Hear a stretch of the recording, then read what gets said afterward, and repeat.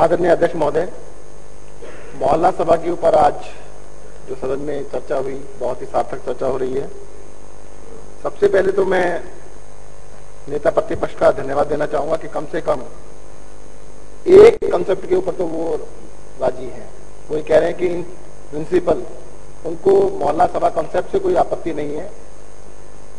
मैं मोटा मोटा इनको बता देता, मोहल्ला सभा का सिस्टम क्या है थोड़ा सा बताना चाहूंगा। कि ये कह रहे हैं कि पैसा खर्च कैसे होगा, बनेगी कैसे।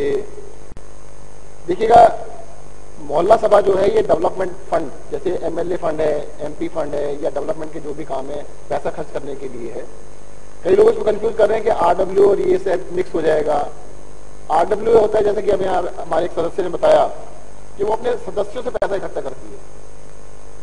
इसमें लगभग हमने 1000 घरों के ऊपर एक मोहल्ला सभा को बनाने का विचार किया। 3 से 4 या 5 बूथ होंगे उसके अंदर, और जितने भी वगैरह मेंबर कौन होगा, उसका मेंबर होगा जो भी 18 साल से ऊपर है, जो वोटर है। उसके लिए कोई मेंबरशिप लेने की जरूरत नहीं है। जो भी नागरिक है, उस क्षेत्र का वोटर है, जो भी नागरिक है और उस क्षेत्र का वोटर है, उसका मेंबर होगा। इसकी मोहल्ला सभा की मीटिंग 1 महीने में एक बारी होगी, मैक्सिमम 2 महीने में एक बारी हो सकती है, और सभी लोग उसके अंदर अलाउड हैं। ऐसा नहीं कि उसके कोई प्रेसिडेंट होगा, सेक्रेटरी होगा, कोई भी होगा। जितने जैसे यहाँ पर लोकतांत्रिक प्रक्रिया है, अगर इस सदन में इस समय 40 लोग उपस्थित हैं और किसी बिल के ऊपर वोटिंग होती है तो उन 40 लोगों की वोटिंग कहलाएगी, मेंबर चाहे 70 है। इसी तरीके से मोहल्ला सभा के अंदर मेंबर बेशक से 3000 या 5000 है। अगर उपस्थित 300 लोग हैं या 400 लोग हैं, वो लोग वोटिंग करके फैसला करेंगे, या आपस में सर्वसहमति से फैसला करेंगे हमें क्या काम कराना है, या वो आपस में वोटिंग करके फैसला करेंगे हमें क्या काम कराना है। एक्सपेंडिचर की बात हो रही थी, एक्सपेंडिचर का सिस्टम फाइनल नहीं है। उसके लिए हमने 3 लेवल बनाए थे।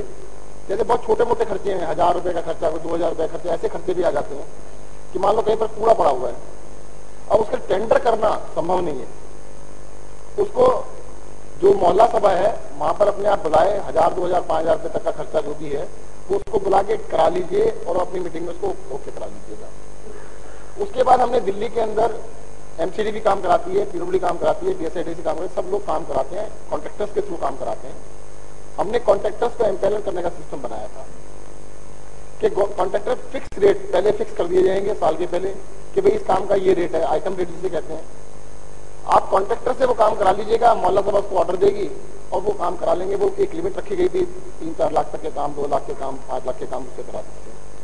और उससे बड़े अगर काम है तो आप एमसीडी से करा लीजिएगा, पीडब्ल्यूडी से करा लीजिएगा, जो गवर्नमेंट एजेंसी है उनसे करा लीजिएगा। कोई भी ऐसा सिस्टम नहीं था कि जिसके अंदर सिस्टम के अंदर बहुत बड़ा चेंज किया गया हो। हाँ, एक सिस्टम में बहुत बड़ा चेंज था कि नेताओं की नेतागिरी खत्म होने वाली थी। अभी तक सबको ऐसा लगता है कि वो इमोर्टल है, एक बार नेता बन गए तो सारी जिंदगी वो नेता भी रहेंगे और कभी मरेंगे भी। तो सारी पावर कह के तो लोकतंत्र के नाम से आते हैं, आके पद पे बैठने के बाद अपनी पावर को कोई शेयर नहीं करना चाहता। हमें ऐसा लगता है कि देश में लोकतंत्र नाम की चीज नहीं है। यहाँ पर राजा चुनने की पद्धति है, जिसमें 5 साल के अंदर एक बार राजा को चुना जाता है और उसके बाद राजा आपको डिक्टेट करता है कि कैसे चलना है, कैसे नहीं चलना है। और ये मुझे इस बात की मतलब आश्चर्य भी है आज जो विजेंद्र गुप्ता जी ने इसका समर्थन किया, क्योंकि वो पुराने पॉलिटिशियन है और उन्होंने समर्थन कर दिया। या तो गलती हो गई या आज वो सोच के नहीं आए थे, किसी अच्छे मूड में थे, उन्होंने कर दिया है। नहीं, मैं तो आपकी तारीफ कर रहा हूं सर। मैंने कहा आपने तारीफ की है, मैं आपका तारीफ कर रहा हूं। तो मोहल्ला सभा के लिए क्योंकि विजेंद्र गुप्ता जी विपक्ष इसके लिए तैयार है, तो मुझे लगता है कि और डेमोक्रेटिकली थ्योरी में ही सही, सारे नेता इसका विरोध थ्योरी में तो बिल्कुल नहीं करते, प्रैक्टिकली सारे विरोध करते ही मैं मानता हूं। हो सकता है आज इन्होंने भाषण क्योंकि रिकॉर्ड होता है उसकी कॉपीज भी निकल सकती हैं, तो इसलिए उस टाइम इन्होंने इसलिए विरोध ना किया हो कि कल को कोई कहे कि इन्होंने विरोध किया था। परंतु मैं तब मानूंगा जब इसका समर्थन करें और एलजी साहब से भी इसको निकलवा दें। वो क्या रहा है कि विरोध भी नहीं करेंगे तब भी विरोध है, और विरोध करेंगे तब तो विरोध है ही। तो मुझे ऐसा लगता है कि हमारे को जनता के लिए हित में कार्य करना चाहिए, और मैं इनको ओपन ऑफर देता हूं कि भाई आपको जो भी इसमें अमेंडमेंट चाहिए, जो भी आपके सुझाव हैं, सरकार उनको सुनने के लिए तैयार है। आप जितने भी अच्छे सुझाव देंगे, आपके पास एक्सपीरियंस है, आप सुझाव दीजिएगा, हम सबको ओपनली मानेंगे। इसमें होना क्या है, अरे भाई कहीं पर सड़क राशि टूट गई, अभी आपने बताया कि उसका टेंडर लगने से लेके डूडा से पैसा आने से लेकर आप आखिर में काम होने तक 1 साल लग जाता है। काम कितना है? काम है 50,000 रुपए का, 40,000 रुपए का, उसको कराने में 1 साल का प्रोसेस लग गया। और उससे बड़ी दिक्कत क्या आने वाली है? सबसे बड़ी दिक्कत आने वाली है, आज बहुत सारी चीजों के अंदर एडमिनिस्ट्रेटिव चार्जेस 50% से लेके 80% तक एडमिनिस्ट्रेटिव चार्जेस हैं। सरकार अगर 10 लाख रुपए खर्च करती है तो 8 लाख रुपए तो उनके ऊपर खर्च होते हैं जो उसको करने वाले हैं। सर वो सिस्टम चाहता ही नहीं है ऐसा सिस्टम कभी बने जिसमें एडमिनिस्ट्रेटिव नाम की चार्जेस लगभग 0 हो जाए या 2% रह जाए, 1% रह जाए। आज RWA काम करती है बहुत छोटे लेवल पर। एक हमारा सोसाइटी है, उसका 100 फ्लैट है, सब लोग 200, 500 रुपए महीना इकट्ठा करते हैं, 50,000 रुपए इकट्ठे हुए, परंतु एडमिनिस्ट्रेटिव चार्जेस में 0 होता है। किसी को तनख्वाह नहीं मिलती उसके अंदर। अगर वो तनख्वाह देने पे किसी भी डिपार्टमेंट की तरह 2 मैनेजर रखने चालू कर दें तो पता लगेगा कि 50,000 रुपए इकट्ठे हुए 2 लाख की सैलरी चली गई। और ऐसा आज भी दिल्ली सरकार के अंदर भी, पूरे देश के अंदर भी हर जगह पर ऐसा हो रहा है। एक डिपार्टमेंट है हमारे जो साल के अंदर 10-12 लाख रुपए का लोन देता है और उनका तनख्वाहें जो है 40 लाख रुपए कर रहे हैं। अभी सर 1 मिनट आप बोल लेना, बाद में बोल लेना।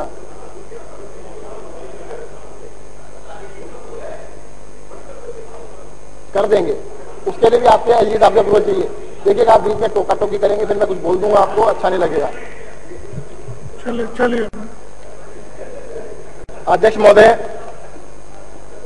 मैं सदन को बताना चाहूंगा कि इस साल जो 350 करोड़ रुपए सभी विधानसभाओं के लिए 5-5 करोड़ रुपए मोहल्ला सभा में रखा गया था, लगभग 10 लाख रुपए एक मोहल्ला सभा के लिए, उसमें से 1 पैसा भी खर्च नहीं हो पाया। उसका कारण यही है कि अभी तक एलजी साहब ने उसकी अनुमति नहीं दी है। मैं रिक्वेस्ट करूंगा, अभी हमारे सदस्य ने भी कहा था, क्योंकि आज मुझे लगता है कि विजेंद्र जी अगर उसमें एग्री कर रहे हैं तो वो इस काम को तो करा ही देंगे। और मुझे ऐसा लगता है कि डेवलपमेंट के कामों के अंदर राजनीति को बीच में नहीं लाना चाहिए, जनता के कामों के बीच में राजनीति नहीं लानी चाहिए। होता क्या है कि देखिएगा, एमसीडी है, दिल्ली में पहले ही इतनी सारी एजेंसी बनी हुई है, एमसीडी अलग है, डीडी अलग है, दिल्ली सरकार अलग है, सबको एक ही तरह के काम करने हैं, कोई काम होता नहीं है। जनता ये कहती है हमें नहीं पता कि एमसीडी अलग है, दिल्ली सरकार अलग है, डीडी अलग है, हमारे को तो काम चाहिए। उसी के लिए एक तरीका निकाला था। अब अगर ये सारा का सारा पैसा एमएलए को दे देंगे, हम मोहल्ला सभा नहीं बनाएंगे, तो सर एमएलए तो अपनी डिस्क्रिप्शन का पावर का यूज करेगा। वो चाहेगा जो उसकी मतलब उसके पीछे घूमेगा उसका काम कर देगा, जो पीछे नहीं घूमेगा नहीं करेगा। तो ये हम ये चाहते हैं कि जनता को एम्पावर किया जाए और स्वराज की जो भावना है, हमारे संविधान के अंदर ग्राम सभा बनाने का जो कंसेप्ट था, गांव के अंदर ग्राम सभा और शहरों के अंदर मोहल्ला सभा, वो एक ही बात है। और इसके अंदर टेक्निकली मुझे लगता है टेक्निकलिटी में ज्यादा फंसने की जरूरत नहीं है। दिल्ली सरकार ने बहुत ही सिंपल सिस्टम बनाया है, इसको लागू कर देना चाहिए। और एक बार 10 लाख रुपए देंगे, ठीक से होगा तो अगले साल हो सकता है 20 लाख दें, 30 लाख दें, और काम ये आगे बढ़ सकता है, आगे चल सकता है। तो मैं सभी सदन के सदस्यों को सरकार की ओर से कहना चाहूंगा कि सरकार इसके प्रति कृत संकल्प है। एलजी साहब से रिक्वेस्ट करेंगे कि भाई इसको अगर अप्रूव कर देते हैं तो हम लोग जल्द से जल्द मोहल्ला सभा के थ्रू दिल्ली के अंदर स्वराज लाने की कोशिश करेंगे। मैं आपको एक अपने विधानसभा के कुछ एक्सपीरियंस शेयर करना चाहूंगा।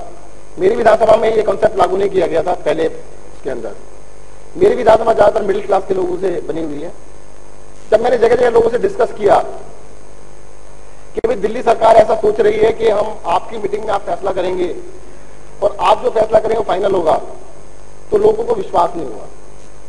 लोग कहते हैं ऐसा तो पॉसिबल है ही नहीं, ऐसा कैसे हो सकता है कि कोई भी सरकार, कोई भी नेता अपनी पावर छोड़ दे।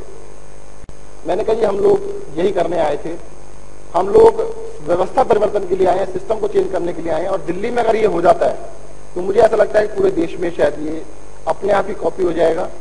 तो मैं सभी से निवेदन करूंगा सब मिलकर इस कॉन्सेप्ट को आगे बढ़ाने की कोशिश करें।